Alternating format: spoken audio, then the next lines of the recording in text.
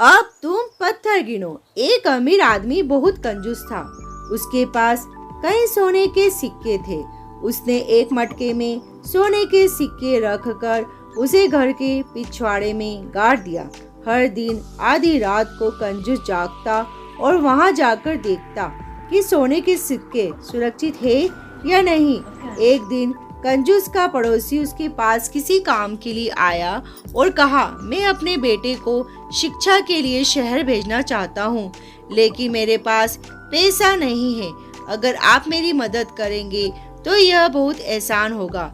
जब मेरे पास पैसा होगा तो मैं इसे चुका दूंगा। पड़ोसी की बात सुनकर अमीर आदमी भड़क गया और बोला, तुम्हारी हिम्मत कैसे हुई? तुम दूसरों के पैसे पर आनंद लेना चाहते हो? शर्म करो, दफा हो जाओ। तुम्हें एक पैसा नहीं मिलेगा। मुझे इसकी क्या परवाह कि आप अपने बेटे को शिक्षित करते हैं या नहीं। अपने पड़ोसियों के जाने के बाद कंजूस फिर से सोने के सिक्के गिनने के लिए रात को पिछवाड़े गया। जब कंजूस सोने के सिक्के गिन रहा था तभी वहाँ छिपे एक चोर ने उसे देख लिया।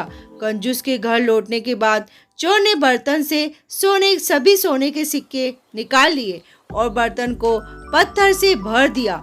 चोर वहां से चला गया। अगली रात सुबह सोने के सिक्के गिनने के लिए पिछवाड़े में आया। बर्तन में सोने की जगह पत्थर भरे देखकर वह जोर जोर से चिल्लाने लगा, सोने के सिक्के कहाँ आए? ये कैसे हुआ? मैं बर्बाद हो गया, मैं नष्ट हो गया, मेरे सोने के सिक्के चोरी हो गए, मैं समाप्त हो चुका हूँ। उसकी चिल्लाने की आवाज सुनकर पड़ोसी बोले, चलो देखते हैं कि क्या हुआ।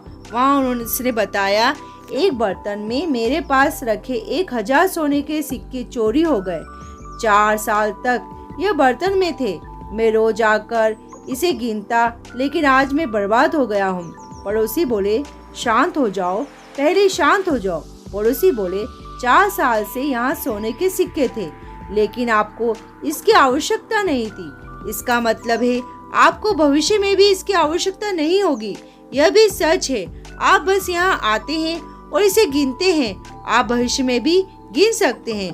अभी तक आप सोने के सिक्के गिनते थे, आज से आप पत्थर गिन सकते हैं।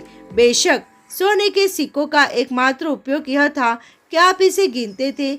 अगर यह नहीं है तो क्या फर्क पड़ता है? आज आपके पास सोने के सिक्कों की जगह पत्थर है बस।